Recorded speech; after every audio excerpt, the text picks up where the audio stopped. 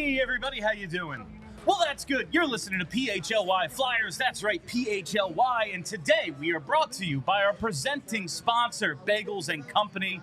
We're going to tell you a little bit more about them later, but we are live here at Reading Terminal Market. This is, honestly, it's a dream show for me because we are surrounded by food. We are surrounded by the great people of the city of Philadelphia. I am surrounded by two great friends. Not only Philadelphia's #1 hockey beat reporter, Charlie O'Connor, but Broad Street Hockey's own Kelly Hinkle as well. How are we today? We are great. Great we are. Charlie, Great. How are you this afternoon? How could we not be doing great? We're at, as you said, like legitimately one of the best food places maybe in the On entire Earth? country. Oh, okay, the yeah. Earth. I mean, Okay, we can go with the The Earth. Earth, yeah, I yeah. haven't been to enough places outside of the United States to want to say the Earth.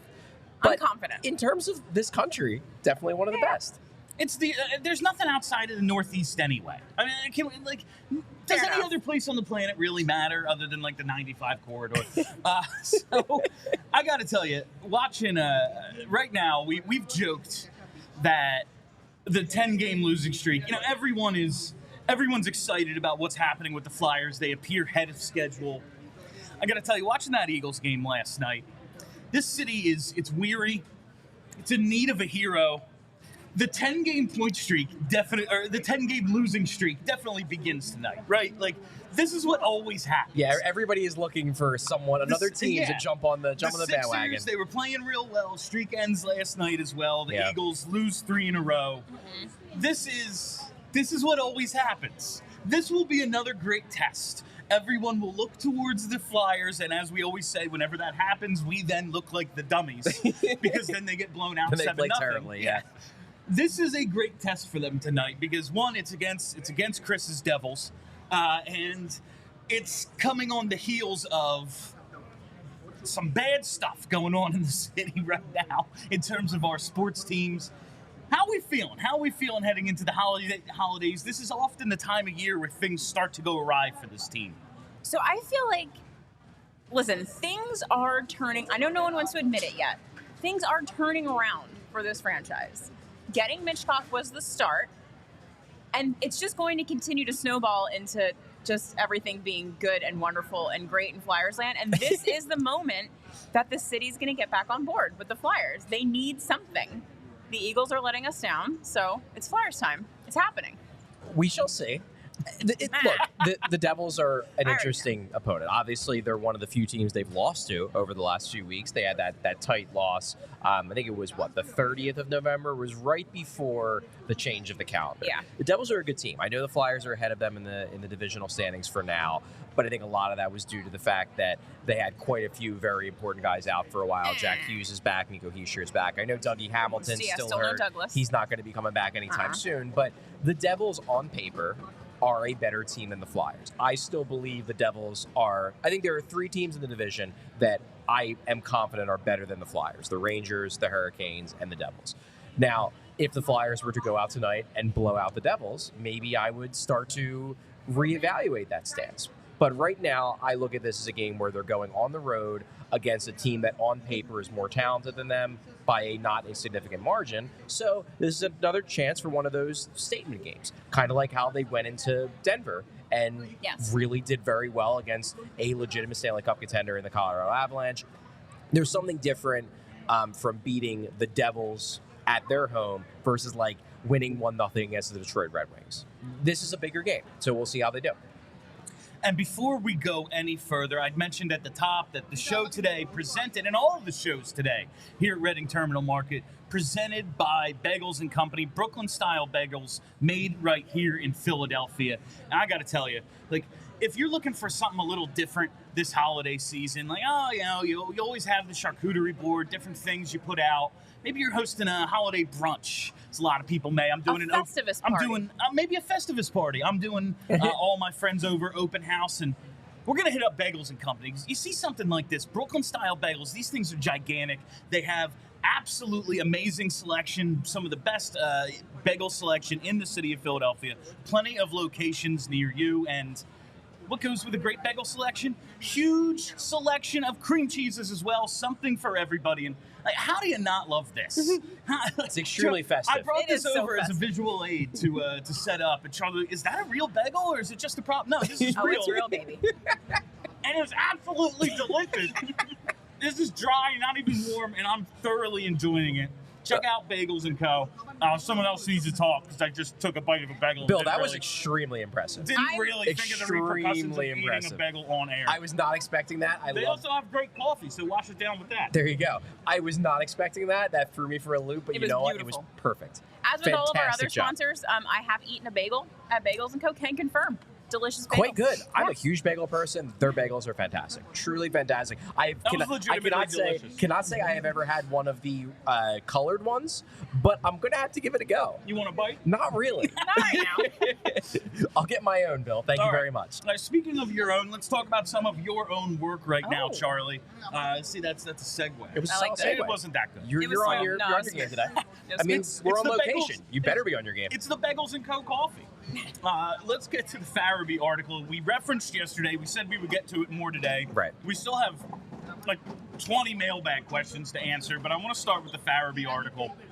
And the idea that we're all kind of happy with the direction. I think I am. I think I can speak for everyone at this table. Things are going well, and a lot of it's great. I love having remote shows where people just show up. We can just wave and say It's hello, great. and I totally lose my train of thought. The show just gets derailed. The direction of the team. Yeah, the direction of the team seems to be ahead of schedule. We're pretty happy with a lot of the things we're seeing out of them. Something we'd like to, not even disappointed in, something we'd like to just see more of is Joel Farabee on the ice for this team. We heard Tortorella, I believe, last week say, I'm sure he wants more ice time, but he kind of just shuts up and plays his role and does what I ask him to do. Well, if that's the case, how do you not reward him with more ice time? What is going on with Joel Farabee?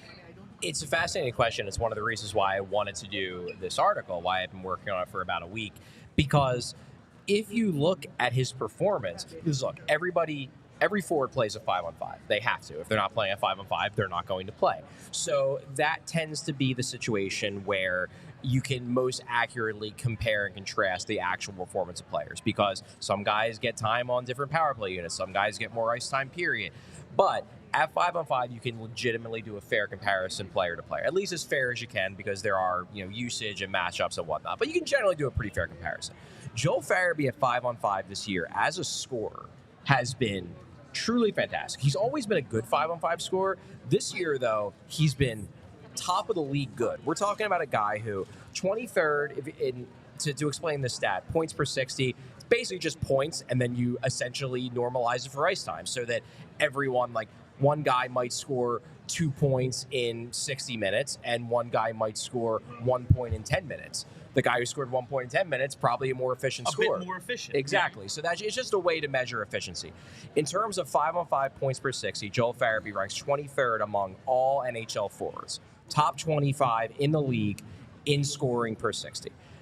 Break it down even further. He's 7th in the league in 5-on-5 goals scored per 60. And then if you take out secondary assists and you're only looking at primary points, which at 5-on-5, I would say primary points, probably the best way to evaluate actual offense creation from a scoring standpoint, because look, we've all watched hockey. Secondary assists, especially at 5-on-5, can be pretty random. It could just be some dude like toss the puck out of the defensive zone off the glass. Especially with this team's strategy. Exactly. Like, we just saw a video of them like, hey, let's practice lofting the puck out of the zone and hope it lands. Yeah. Like, So I tend to like 5-on-5 primary points per 60 as a real way to determine who's scoring the most. Farabee's 5th in the entire NHL among forwards in That's primary wild. points per 60. That's pretty good. So as a scorer at 5-on-5, he's legitimately been one of the best scoring forwards in hockey, not just on the Flyers, in terms of the NHL as a whole. However, he still only ranks 8th in time on ice, total time on ice on the team. He's right around the same level as Bobby Brink. And look, we're all happy with Bobby Brink. Bobby Brink is still a rookie trying to find his way. One would think Joel Farabee would be getting significantly more ice time than Bobby Brink. they are basically getting almost exactly the same, right around 15 minutes.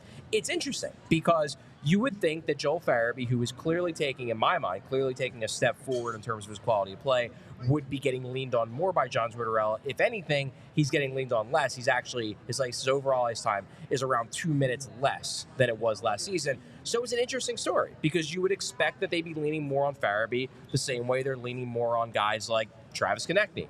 They're not. They're still keeping Farabee's ice time down, which makes it an interesting guy to dive into, an interesting topic to dive into.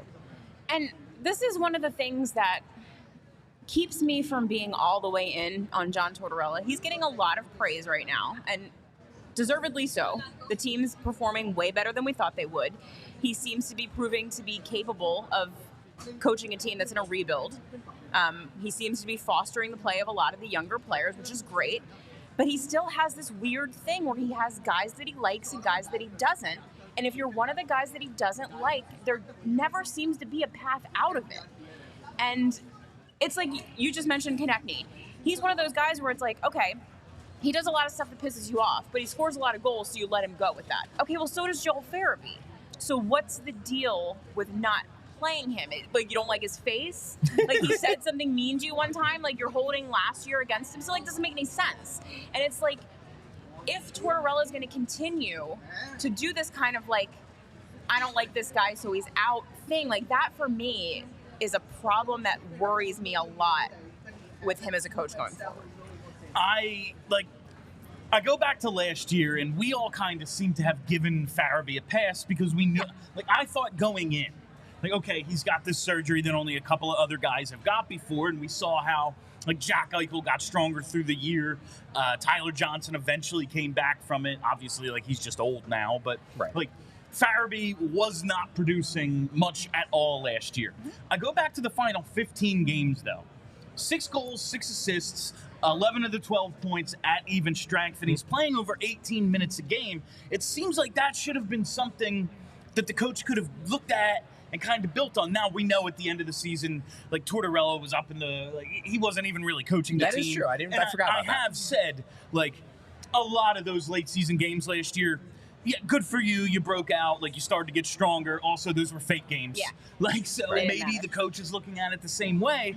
But to end the season strong and then to come into this year and kind of pick up where you left off, I realize he had long stretches last year where he was horrible.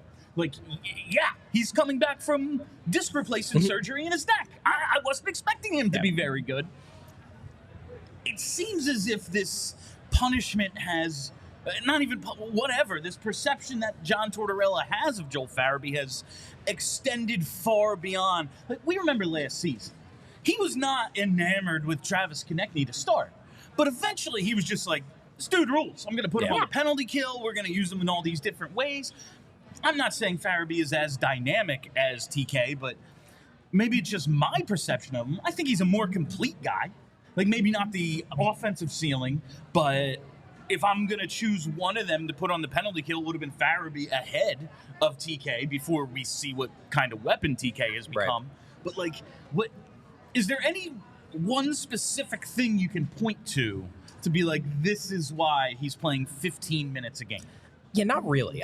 I think you mentioned the idea of punishment, and I don't think it's punishment because I don't think I don't think he dislikes Joel Farabee. I don't think this is some sort of spite thing. I don't think he views him as skeptically as he does, say, Morgan Frost. I don't think those two are on the same level. I do think, though, and you spoke to this, Kelly, and you're absolutely right, John Tortorella is prone to personal biases. That is probably, in all honesty, it's probably his biggest flaw as head coach, and that's not something that is new. That's been throughout his entire career. Honestly, most coaches have this flaw. I think it's just a little bit more pronounced with Tortorella because everything is more pronounced with John Tortorella. It's basically like his entire personality is everything turned up to 12. Yeah. Like, that's just who he is. So I think that's kind of why this is more obvious, because he just makes it more obvious because he's just a more obvious person all around. My guess is that this probably does stem a little bit from last year, in that he wasn't that impressed with Joel Farabee last year. Other guys impressed him more last year, and therefore those are guys that he will turn to more. Like, the big reason why his ice time is down this year, it's not really because he's not getting 5-on-5 time. I think he's ranked fourth on the forward core in terms of time on ice at 5-on-5. He's behind Couturier, of course. Konechny makes sense, and I believe also Tyson Forrester is ahead of him as well. He plays with those two, he's so on it those makes two sense. guys, so it makes sense. So it's not like he's not getting time at 5-on-5. Now maybe I want to give him a little bit more, but it's not like he's not getting time. The reason is that he hasn't been on the power play for quite a while. Granted, he was on the power play last game. They did put him on power play too, so that's a positive sign, one would think. He's also been completely knocked off the penalty kill. Now, on one hand, I get it. They obviously got back a lot of guys on the penalty kill this year. They got back Sean Couturier. They got back Cam Atkinson. They signed Ryan Poehling and Garnet Hathaway. That's 4 guys on the penalty kill now that just pushed him out. So I get it to a degree. However, I do think that if Joel Farabee is this good at 5-on-5, maybe the fact that he's not on the penalty kill in particular gives you more opportunities to maybe double shift him at 5-on-5. Maybe he should be closer to Couturier and Konechny, because Couturier and Konechny do play both penalty kill and power play, so they're going to need some extra time to rest. Maybe those are times where you can, push Farabee in to give him a shift, with Couturier, let Konechny take a little, you know what I mean? Just find ways to get him more minutes. And the 2 guys that I look at the most in this regard are 2 guys who, and they're not guys that I hate, but guys who I think are maybe getting a little bit too much ice time: Cam Atkinson and Scott Laughton. Cam Atkinson right now ranks 3rd on the forward core in ice time, 17 minutes, 22 seconds. Scott Laughton 5th on the forward core in ice time, 15 minutes, 41 seconds. To me, and I know both of those guys are on both the power play and the penalty kill. I get it. But to me, Joel Farabee has significantly outplayed both of them, especially recently, because Atkinson's been struggling to score.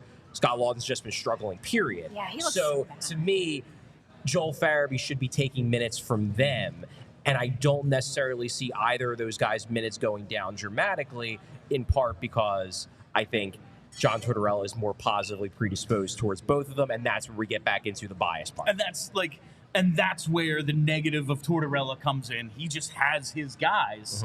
Like Cam Atkinson can do no wrong. Scott Laughton has been not good this season. Yes, agreed. I love Scott Laughton. He is terrible. Yeah. I don't know. The last few weeks, he's been legitimately poor. Been not very good this year.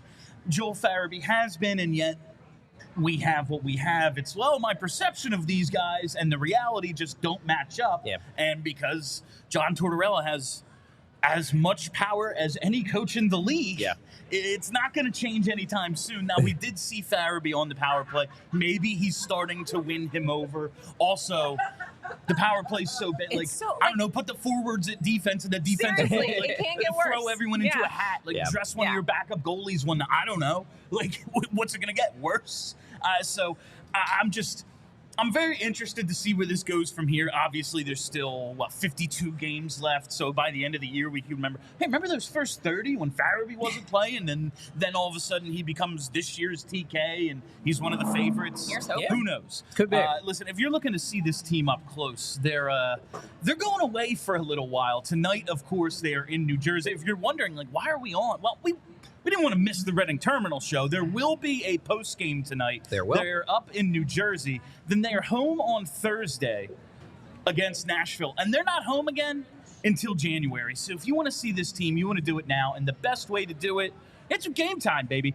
Buying tickets to your favorite event shouldn't be stressful. Game Time is the fast and easy way to buy tickets for all the sports, music, comedy, and theater near you, with killer deals on last-minute tickets and their best price guarantee.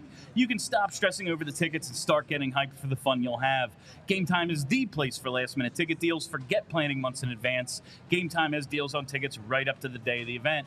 Get exclusive flash deals on tickets for football, basketball, baseball, concerts, comedy, theater, and more. And the Game Time guarantee means you'll always get the best price. If you find tickets in the same section and row for less, Game Time will credit you 110% of the difference. I've said multiple times now, but Christmas coming, all the holidays, you want to get someone a good gift. If you're like me, you have all the stuff. But I buy myself stuff constantly. Don't need stuff. No stuff.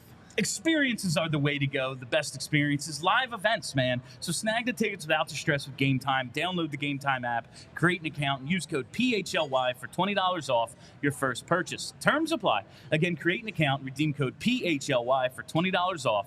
Download Game Time today. Last minute tickets, lowest price, guaranteed. Just to put a bow on this Farabee thing, do we have do we have confidence in this coach to change course? Like I said, we saw it happen with TK. There's 52 games remaining. Do you see it happening? And could that adversely, he's not going to be here forever. He is signed, but do you see maybe Farabee? I've already said, like, Morgan Frost could save every dog in the shelters of Philadelphia, and John Tortorella is going to be like, I don't care. Like, could Farabee turn into one of those guys? It's not that level, right? No. I don't think That's what worries me. I don't think it's that level. I do think that at some point Joel Farabee is going to push for more ice time. Now, hey, maybe this will be a situation like Couturier was years ago. You've brought this up where, Farabee at the start of next season, if he has a really strong year all the way through, at the start of next season goes into Tortorella's office in training camp and says basically, I want more ice time. Give me more responsibility. That strikes me as the kind of thing that John Tortorella would absolutely love. The confidence, that sort of assertiveness. Is it possible to change the way John Tortorella views a player? Yes, because we've seen it with Travis Sanheim. However, I do wonder how much of that was driven by the fact that he had no other choice.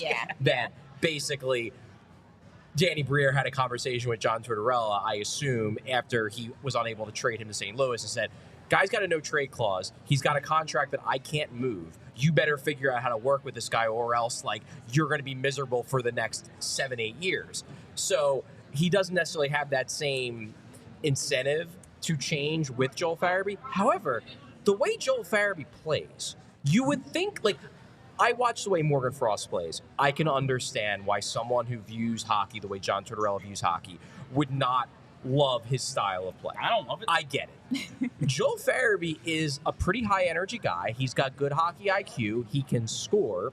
He actually is willing to fight, which is wild because he's not good at it. No. But he's dropped the gloves quite a few times in his NHL career. He strikes me as the kind of guy that John Tortorella, number one, should like. Number two, if he doesn't already like, could grow to like more. Obviously, we'll see. I don't think it's a lost cause, but I do think that right now, Joel Farabee is not on the top of his favorites list, especially in comparison to, guys like Atkinson, guys like Scott Lawton, even guys like Tyson Forrester, who he seems to absolutely love. Joel Farabee does seem to be a couple below those guys, and I'd like for that to change because I think Joel Farabee deserves to be viewed in higher esteem by his head coach. Do you think what it's going to take is the team losing? Is that what it's going to take? If they go on a bunch of shitty runs here for a little bit, could that be the thing that gets forced to change Tortorella things to be up? like, I got to change some stuff? Maybe this guy that's in, leading the league in several categories and scoring, maybe I give him a little bit more ice time, or it's not smart for Atkinson and Lawton to be playing as much as they are. No. But also they're on an 8-game point streak or whatever it is. It's a fair point. And in fairness, Lawton has been dropped to the fourth line. So Lawton has been a guy who they've clearly noticed is struggling. It's just that he's gotten a lot of ice time early in the year, so maybe the average is sort of in there. Atkinson, to me, is the big one because they are very clear. And, look, Cam Atkinson should be on the penalty kill. He's a legitimately good penalty killer, and the penalty kill is one of the best in the league, so don't mess with that. I get it. The power play, though, how long can you continue to have a guy who hasn't scored in a month on the power play? I don't know. I get it. Because, streaky goal scorers, you got to let them play through it, all that shit. I get it. But also, at some point, like you said, there has to be something that gives. Yes. If you just look at numbers, you would go, okay, yeah, he's a guy who's had a lot of offensive success in this league. But just looking at the way Cam Atkinson scores, he scores on breakaways. Yeah. And that doesn't happen a ton on the power play. Put him on the penalty kill. There's typically two defensemen back, So I don't know. I just, hopefully they get this sorted out. I just want to see more of Joel Farabee because it's an in-house solution to this. While they're scoring a little bit more, they have played 2 games in the last couple of weeks that have ended 1-0. Yeah. That's fair. I don't know. Not going to win a lot maybe of those. Get a little bit more offense out of a guy who's giving it to you. I just mentioned how we have the post game tonight, but there was absolutely no way we were going to miss the Reading Terminal show, and it's for reasons like this. Just before the show started, just someone hands me a drop the cannolis in here. Just drop. Yep. Yeah, here. Will Do you want eat a this cannoli? Will you eat this on the air? Do I want a cannoli? You're damn right I will. Of course I will. Yes, of course. He just took a big bite of a bagel in the middle of an ad read. Termini's right here in the Reading Terminal Market. Oh my God. The best cannoli. The show's over. I'm gonna go get 9 more. Yeah, we gotta It's go. really good. No, I think we have to do like 35 more minutes. So I'm just gonna talk with my mouth full because this is very professional. That was very good. Very, very good cannoli. So one Big thing fan. I do want to go into while you're chewing, I will take the lead of talking at the moment. We discussed the idea of going a little bit deeper when I do these feature stories, going a little bit deeper into the things that didn't quite make the article, because just a little background in terms of when I'm doing these features, I do long interviews with the players, with coaches, with front office people, and not everything that I talk to them about gets to fit into the interview or into the article. My articles, as our readers know, they're long enough. I don't need to make them 4,000 words. They're already pretty long. So I was gonna say they're already 10,000. Exactly. But there are things that are interesting that just don't make it in, and I keep it in a file in case I can use it, for an article 3 months down the road. But what we thought is, maybe toss those into the podcast so that we can go into that. One thing that Joel Farabee did say that didn't really fit the theme of the story I ultimately ended up writing, but I thought was interesting, was this concept of the importance of the veterans on this team. Like, we talk about how this is a young team. We talk about how they have a lot of guys that are between that 21 to 25 age range. Even Travis Sanheim, I believe, is still 26. So they have a lot of guys in their young primes. Mm-hmm. They have a few veterans. And I think one thing that has been really important to the success of this team so far has been the impact of those veterans, not in the sense of they are the Chris Prong or I'm going to scream at you in the locker room type captain. I'm going to try to fight Claude Giroux because my arm hurts. But I do think that guys like Sean Couturier, guys like Cam Atkinson, guys like Mark Stahl are having an impact in terms of pushing the young players in the right direction at key moments. There was a conversation that I used this to lead off the story, that Atkinson had with Joel Farabee. It was after the second period of the game against the Capitals. And basically, Farabee was clearly frustrated. He didn't feel like he was playing that well. They're sitting in the locker room, and Cam Atkinson goes up to him and just says, "You know what? I'm struggling too. I'm failing to fill up the net. We just got to control what we can control." They're on a line together. They go out there. Joel Farabee scores the game-tying goal. The rest of the night, that line was the best line on the ice.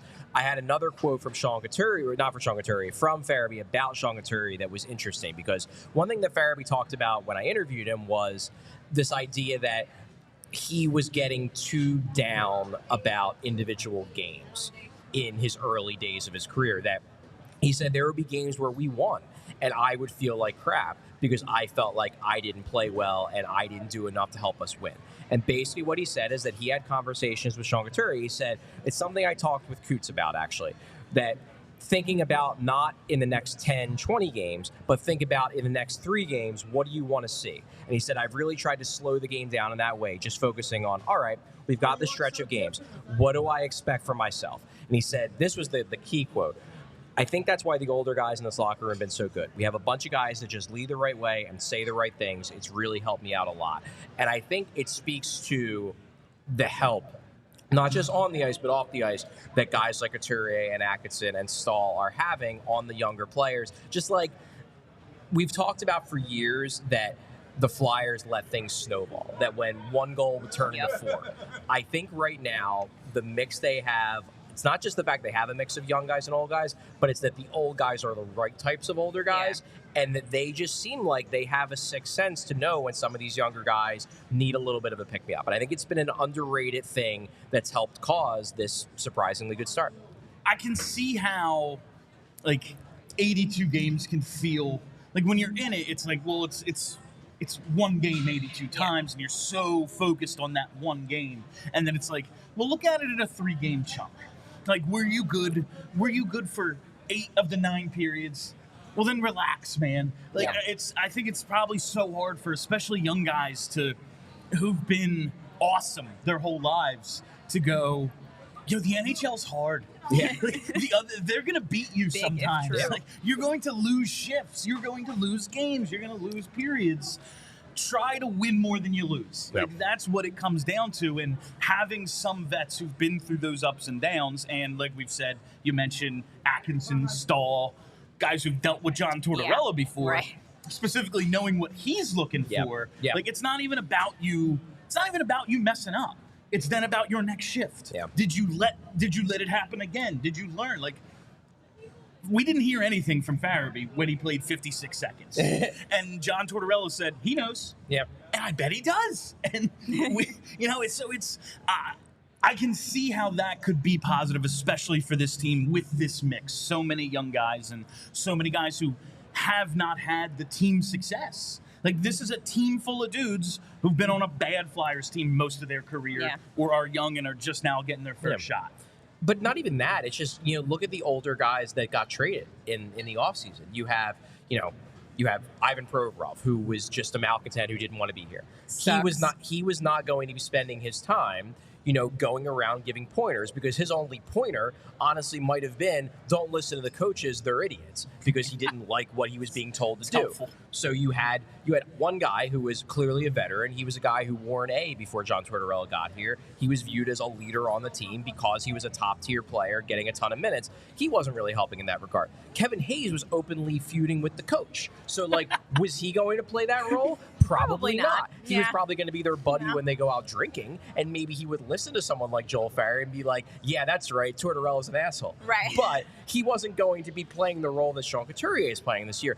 Even someone like James Van Riemsdyk, who I think was, in general, a positive influence on that room. A lot of players talked about how he showed a good example, especially in the weight room, about how the kind of work you have to put in just to be in shape and whatnot. But think back to the trade deadline.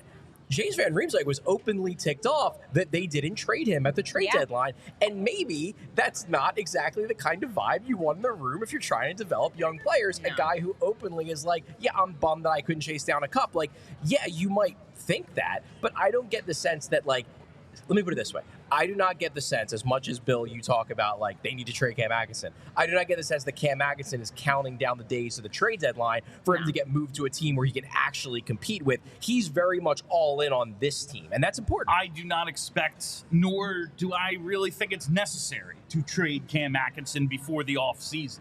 I think eventually it's necessary because they have nothing but wingers. Like, if Cam Atkinson was a center, it'd be like, okay, cool, we have a competent center. We can put two young guys on his flanks. But they need room, especially at right wing. It's going to happen eventually. But right now, I don't think it's the most important thing in the world.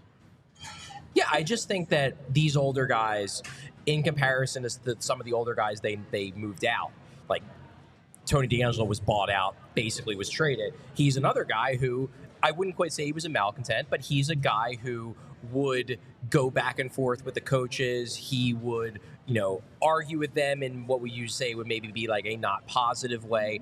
Maybe the locker room, well, I don't think most of the guys were bad dudes. It's just that it wasn't the right mix in terms of developing the kids the way they wanted to. I do think this mix is better. Yeah, they need soft dad energy, because Tortorella's a hard ass. Yes. And so having these they need some cool uncles. Exactly. Yep. Like guys who can be all right, I know dad's an asshole, but listen. You did really good last game. You know what I mean? That's what they needed, and I think that's exactly what they're getting. I even think back to Sean Couturier. This isn't even somebody who plays the same position as him.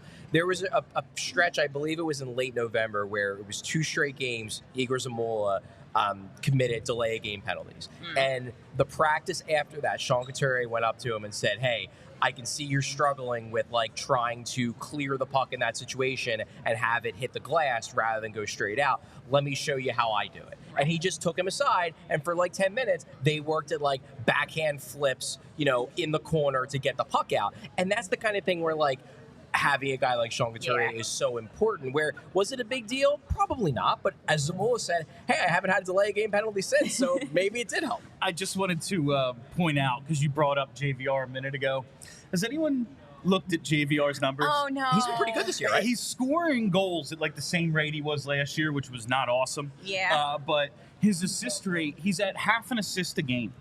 He's actually playing some of the best hockey of his career, and they love him in Boston. He's also Good on the for third him. line. Right. He's just, okay, he's a nice offensive player who can play some third line minutes. We got to get to the rest of our mailbag questions from yesterday. Yes. And of course we'll get to the ones we did. It'll be Mailbag Wednesday by the time we finish this up. It's the running bit. But first, I gotta tell you about FOCO, ladies and gentlemen. FOCO has the absolute best officially licensed gear for all sports and fandoms. Whether you're looking for team apparel for the season ahead, overalls, hoodies, hats, sunglasses, bags, or anything you need for game day, or maybe you're in the market for some accessories, toys, or collectibles for your man cave, she shed, or podcast set, you've got to use FOCO for all your team gear needs. FOCO has our back for Philly sports, and they have yours too. Get the best gear around by using the link in the description of the show. For all non-presale items, use promo code PHLY10. That's PHLY10 for 10% off. Go to FOCO today. Ava actually just got me I collect lawn gnomes. Something. Do you really? I did not know that. I love dumb stuff. Another like that. layer to the I want onion. people to look at my yard and be like, a crazy person lives here. So I have mission accomplished. Yes, absolutely. She got me this awesome Phillies lawn gnome for our house, and it's from FOCO. It's really cool. Just like something we set up, holiday decoration. I'm going to keep up year round. Lawn gnomes, ladies and gentlemen. That's my new thing from FOCO. Love it. Yeah, so let's get to the mailbag questions now. We have a lot left from yesterday. It's nice that the Flyers are playing well because we're not getting the same question 12 times. Like, a lot of people have different questions, whether you're like on team rebuild, you're worried about the team right now, looking towards the future. So we got a lot of fun ones. We're going to lead it off with a man named Paul with the great car ideas. Solid name. It's not bad. Yeah, I dig it. He says lots of dialogue surrounding what to do with the team at the deadline if we're still in it. Danny said no buying, but how would the locker room be affected should we choose to sell? Would they avoid selling because it could be bad for culture, a la not selling Lawton last year?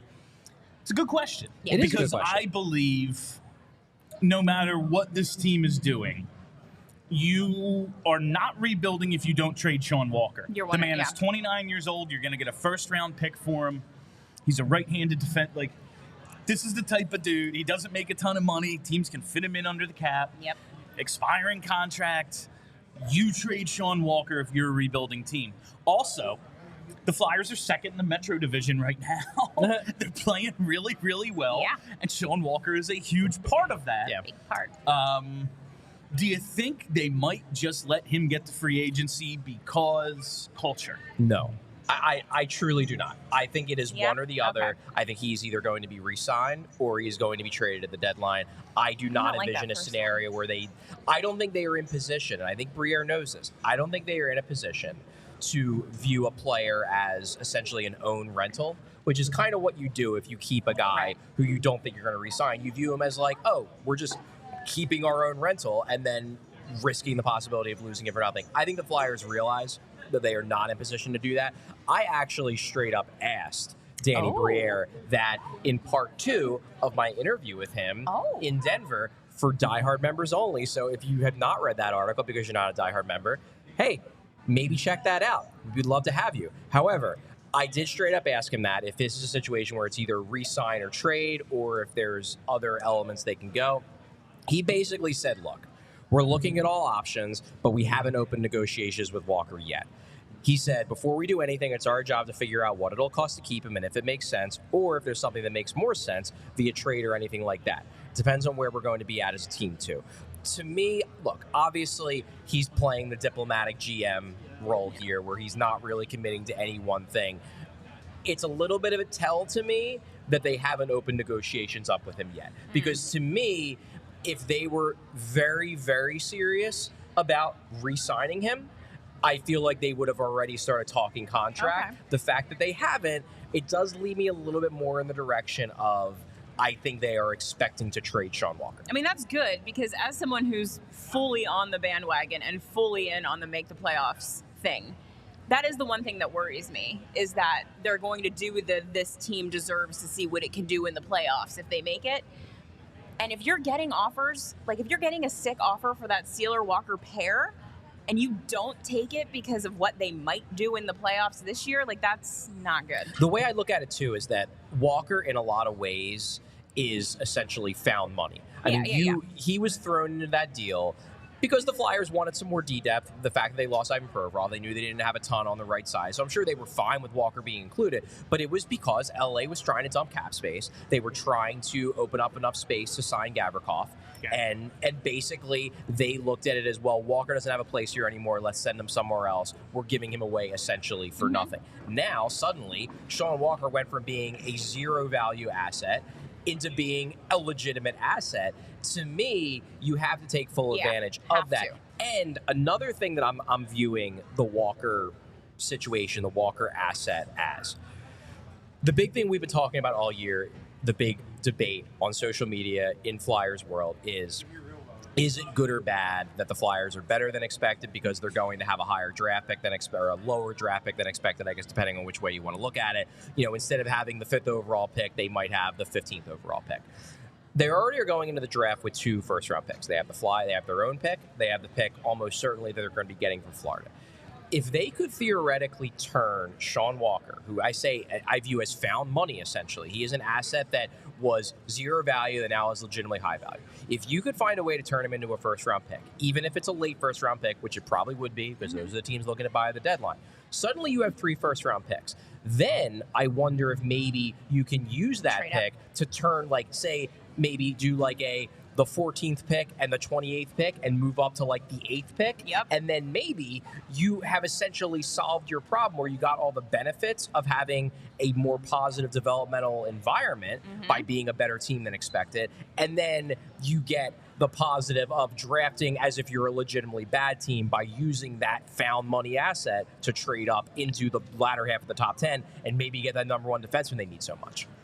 There was also something you brought up yesterday that I really started thinking about. Like, yeah, Sean Walker was thought of as a good player prior to getting hurt and kind of falling out of favor in LA. Right. But I don't think anyone saw this. Nobody believed this. This is a different level even from where he was at in LA. Travis Sanheim, I mean, nobody saw this.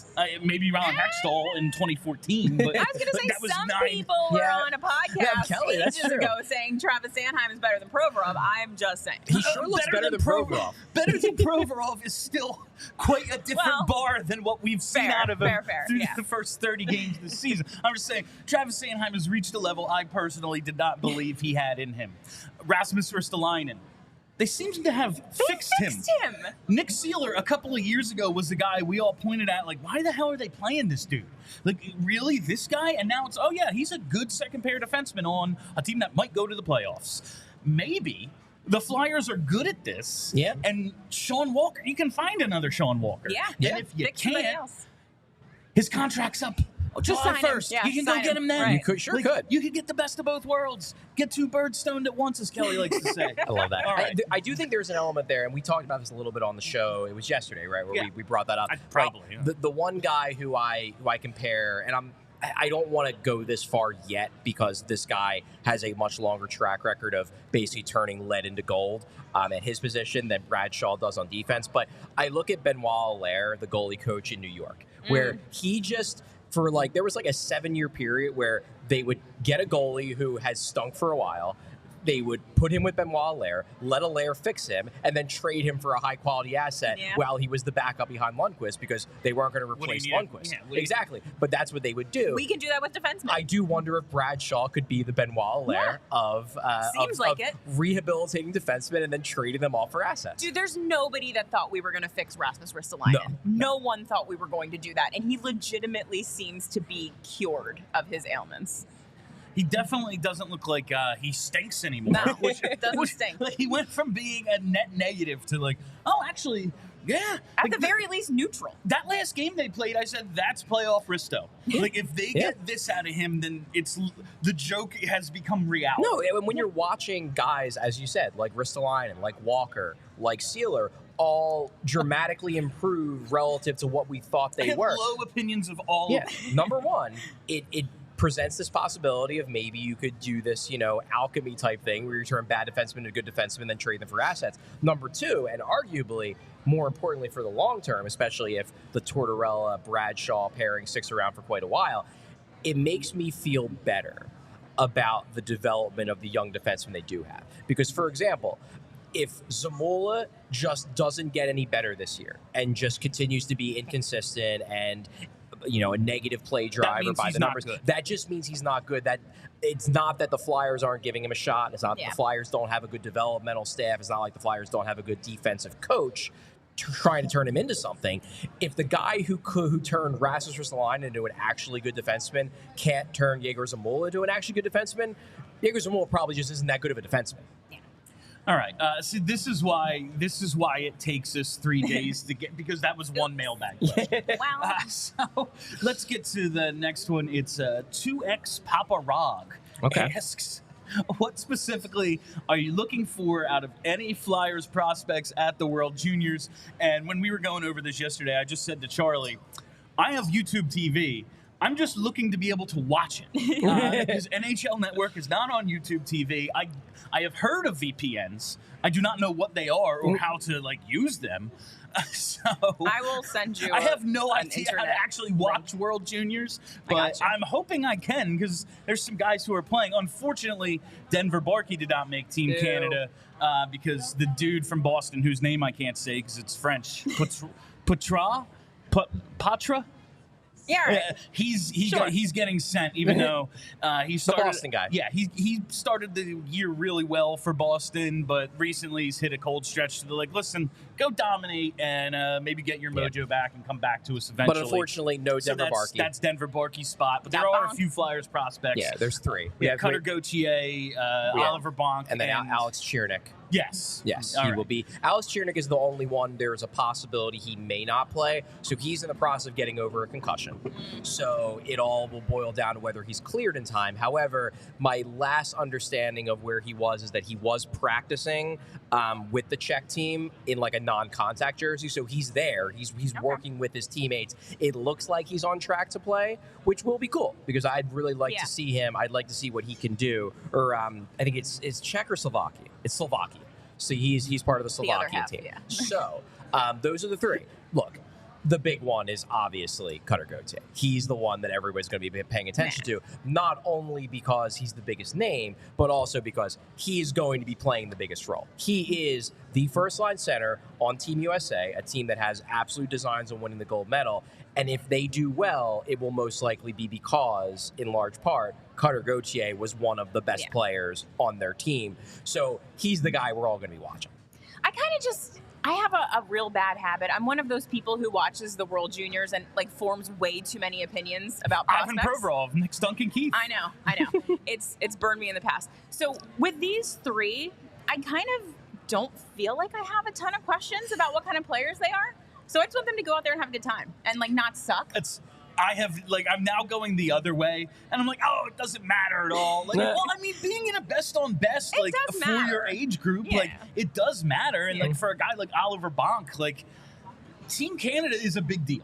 Yes. That is a big thing. The World Juniors is a part of their national identity. They are into it. Yeah, this is important to them. Yeah. So I don't want to downplay it, but I'm listening to Marek's show yesterday, and he just says, just previewing World Juniors a little bit, and he goes, I believe the number one takeaway everyone is going to have when this tournament is over is that Cutter Gauthier is one of the best prospects in the NHL.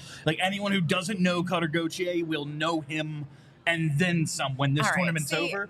And now I'm just I'm gonna be all decked out in the USA gear. I'm going to be looking like Gordon Bombay to absorb this information, honestly, because once again, rebuilds don't have to take a decade. And we might not have to worry too much about these 2 guys that we have coming. I'm just looking at Detroit. They've hit a bit of a bump now, but Ottawa and Buffalo, the teams that thought they were through it. Yeah, they stink. Who stunk forever though? So why do we need to stink forever to be good? Buffalo had 10 straight top 10 picks. They're considerably worse than the Flyers. Yeah, exactly. There's not one way to do it. Anything specific we're looking from the World Juniors? Just don't suck. Yeah, just don't suck. I think represent us. I think I would say with Gauthier, if he's really good, that's awesome, and that'll be a lot of fun for Flyers fans. If he's underwhelming or just okay, I don't think that's devastating. I think he's still. We're all gonna light our hair on fire. I think he's still a really good prospect. The thing I will be probably watching for the most when I watch his games is just how comfortable he looks in the middle. Because to me, that's the big question, is whether he can be a center at the NHL level. I am of the opinion, there's a lot of people who think that, well, because he's a shoot-first goal scorer who isn't like an elite playmaker, that he will be better suited on the wing. And maybe he will be. But I do think that there are enough examples of shoot-first goal scorers succeeding in the middle. Austin Matthews is one. Steven Stamkos is one. I'm even thinking back to Jeff Carter, who I think could be a legitimate comparable stylistically for Carter Gauthier once he makes it to the NHL. Carter spent a lot of time in the middle during his NHL career. But I will be watching, because I haven't had a chance to watch basically any of his games so far this year, I will be watching to see if he looks more comfortable in the middle this year versus how he looked when I saw him last year at Boston College when I watched him for a few games. I want to see just a more natural feel. I want to see him look less like a winger who happens to be playing in the middle of the ice and more a guy who is using his line mates well.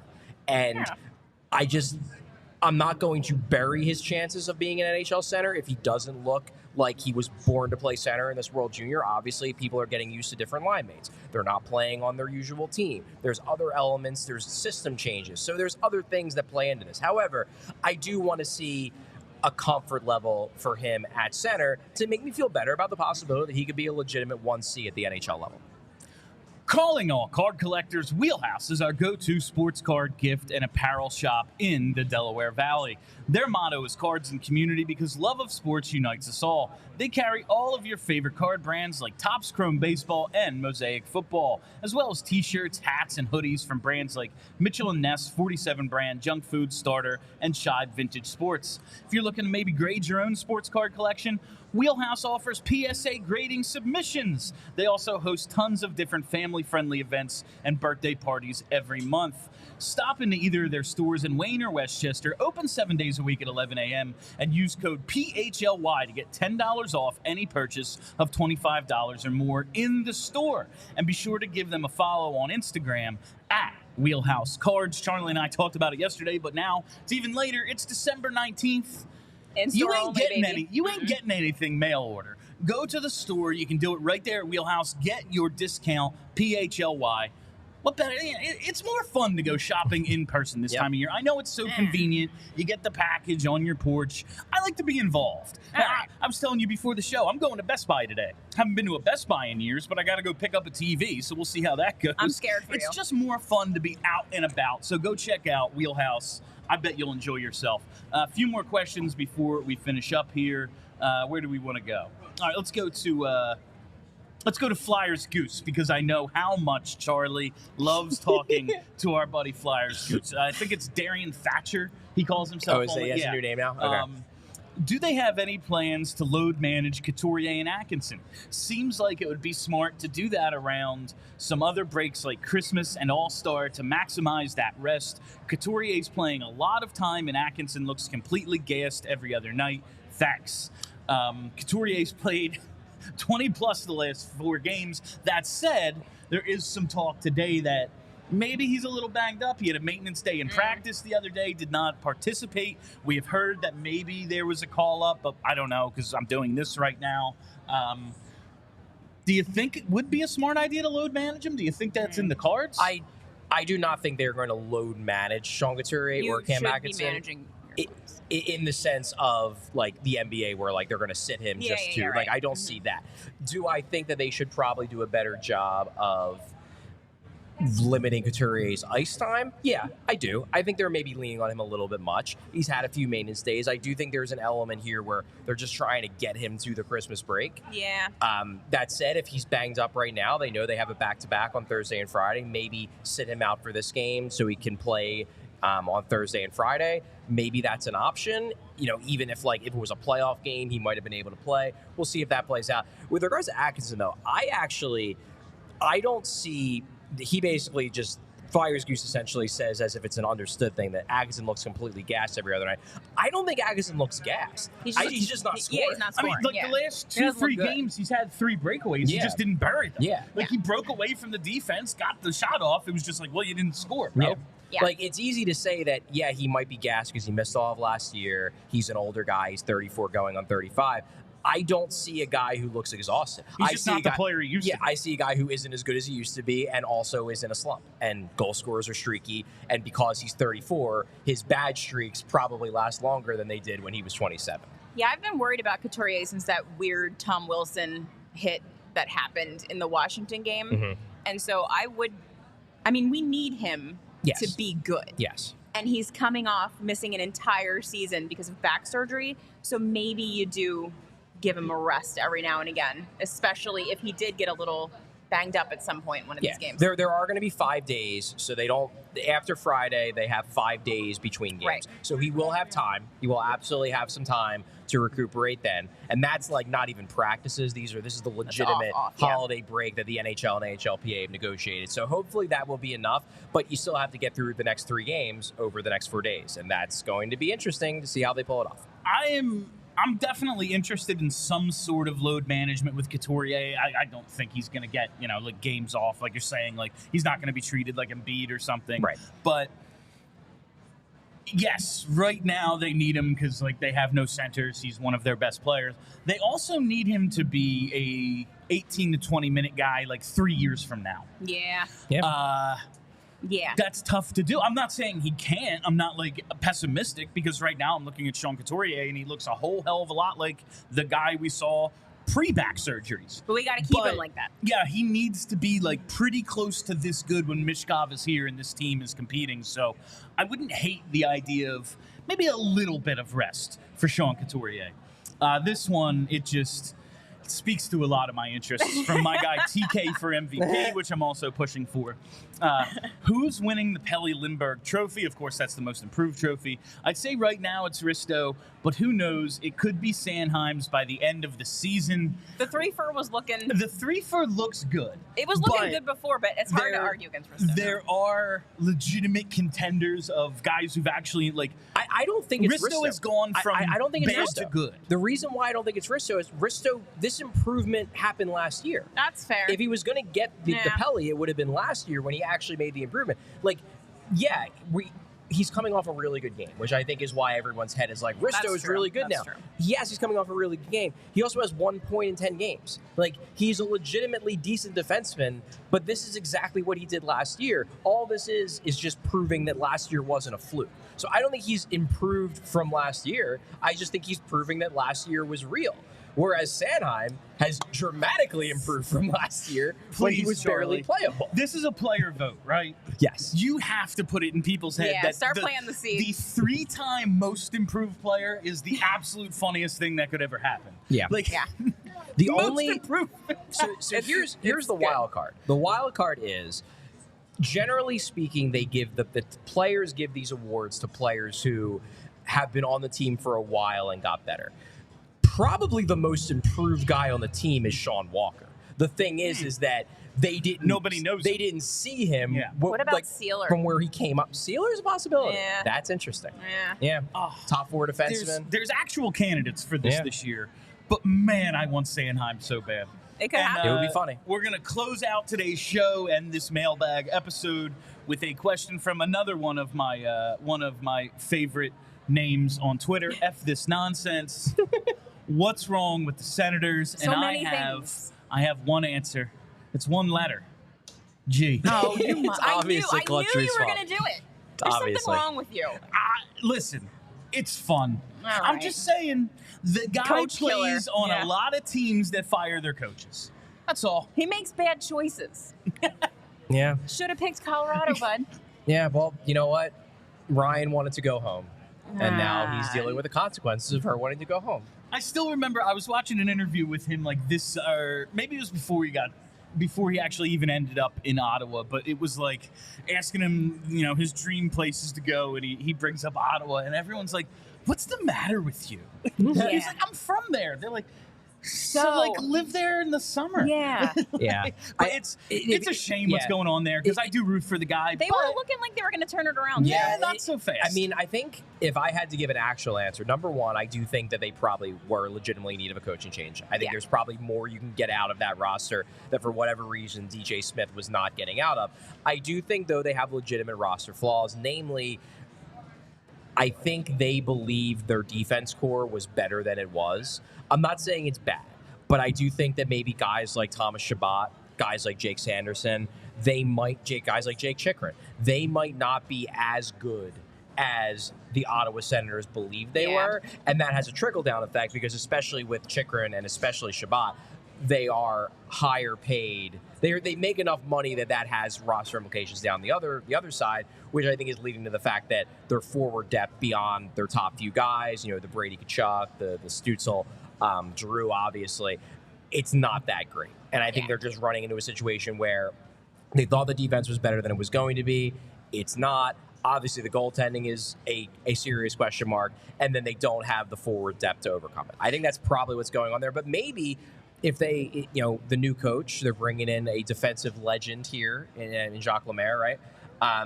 Maybe he can fix it. We'll see.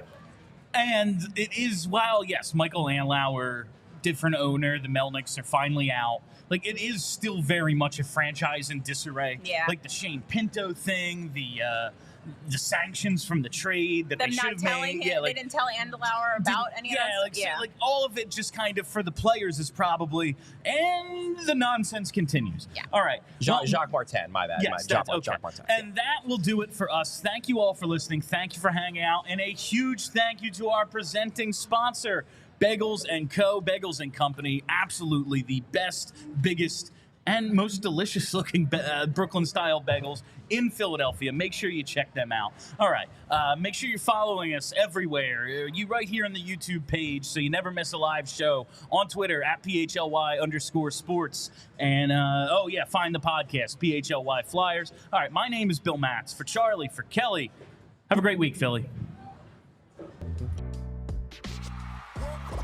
We all silly like the mayor.